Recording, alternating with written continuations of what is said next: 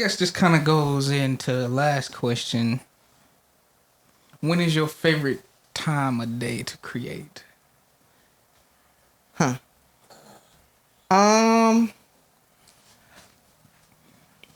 would say I personally like to create when the sun is up and beaming. Like that fuels me. Yeah. However, I feel most focused probably after midnight to like 4 a.m. I'm zoned. Like that is when I can go into a full blown. And it's usually because I lack distractions, you know. But like the sun up gives me energy. Who are your biggest artistic influences?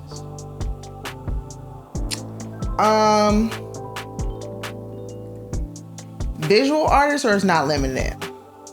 Not limited. Like whatever gets you like this is what I use for an influence into my artistry. Like this is a part of it, or I don't know. Like for me, it's Andre 3000 or Currency, or I grew up listening to a lot of 50 Cent or something like that. Like just that was like one of my first albums I had. So like what's like some of your influences? J. Cole is always top tier. Kendrick is always top tier. Just lyrically, is that your go-to music for when you're creating? No, I don't have a specific genre. Sometimes I'll turn on shows and binge watch while I'm creating. Okay. I guess that is part of the creative process that I didn't mention. Yeah. It cool. varies, We expounding on it. I like to listen to new albums that I haven't heard when I'm creating. Like, I don't know which piece. Like this piece, I'm pretty sure I was listening to SZA's album when I first created it. This piece, I was actually out and about at an art show doing a live painting when I started it. Okay. As far as inspiration, going back to the question, though Kendrick and J. Cole are kind of like top tier musicians. Other people that inspire me, Maya Angelou has always been one of my inspirations, just how she words herself and how she speaks. Visual artist, Yayoi Kusama. She has a very interesting outlook on the world, and her paintings and her creations are very esoteric and otherworldly. That's very inspiring to me. I'm gonna have to get hip. I'm not. Oh yeah, one of my favorite pieces by her is her Obliteration Room.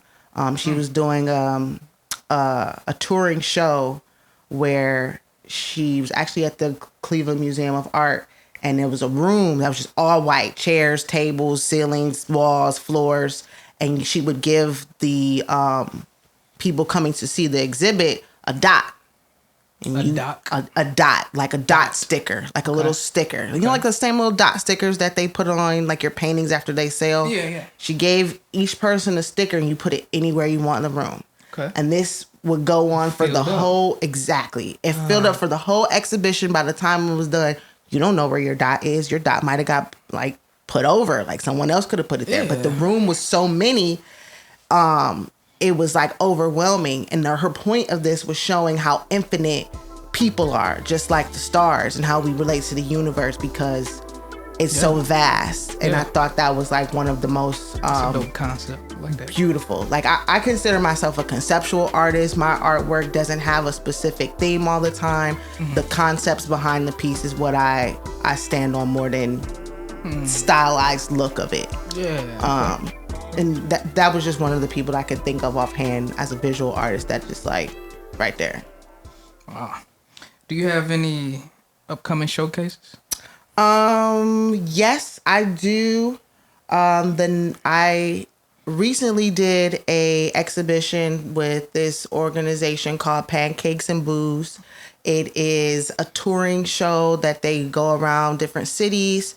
They have like a pop-up art or pop-up shows where people can in the city place their art. I actually did one in Detroit back in February. And then the other one is coming up. Ooh, I'm terrible. I should know this date. I want to say it's May 4th. Okay.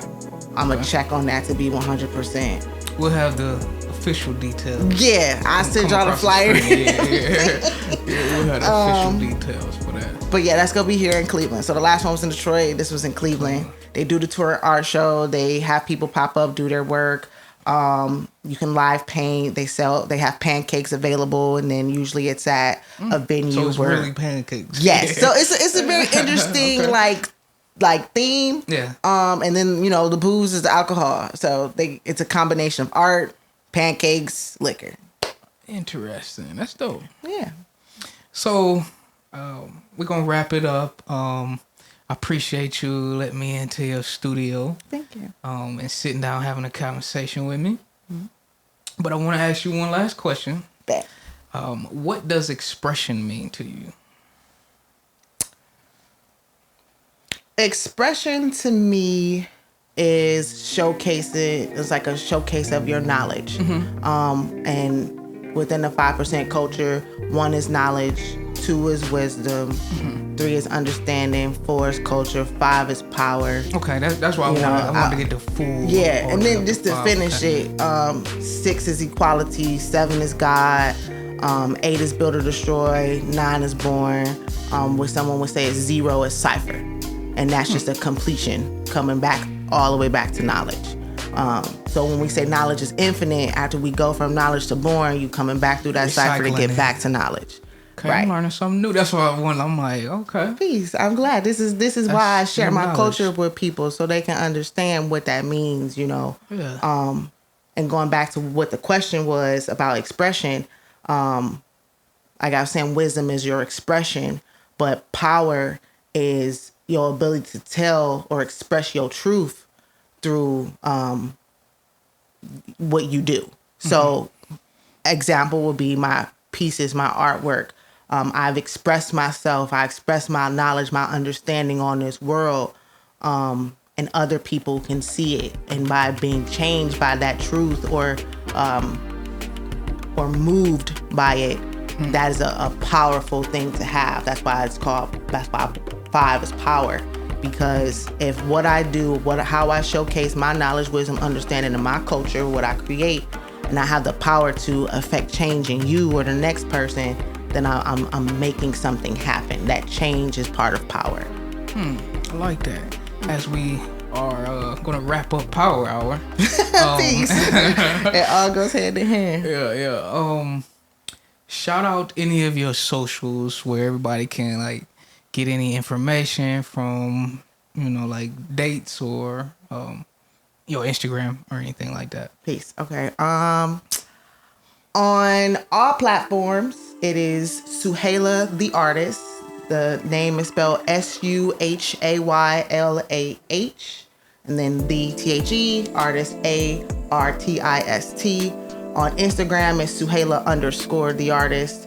On Facebook, it's just Suhaylah the Artist. And if you Google search Suhaylah Hamza, you'll find my portfolio, my website. I don't really do too much of Twitter. I'm not a TikTok person.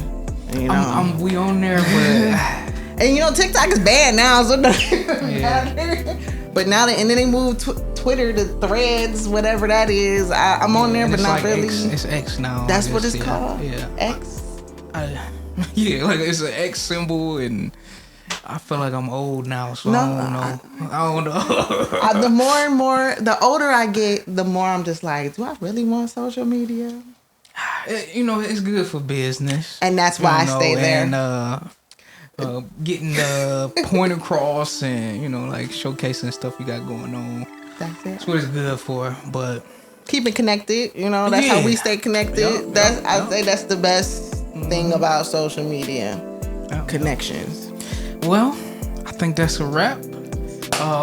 This was Power Hour with Suhaylah the Artist. Episode 1. Peace. Peace.